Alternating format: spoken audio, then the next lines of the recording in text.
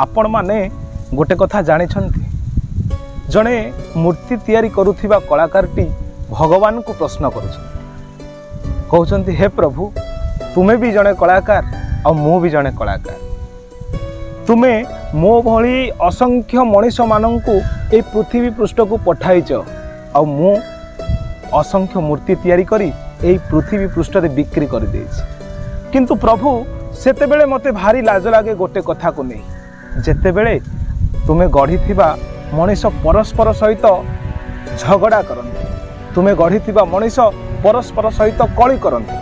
तुमे गढ़ी मनीष परस्पर सहित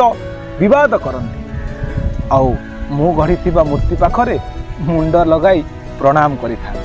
केड़े विचित्र कथा लागे प्रभु मु सेई कथा को बारंबार भावे प्रकृत रे जीवन कौटी प्रकृतैव च क्रिय कर्माणि सर्वशः समस्त कर्म प्रकृतिर गुण द्वारा ही करा जाउछि। जय जगन्नाथ।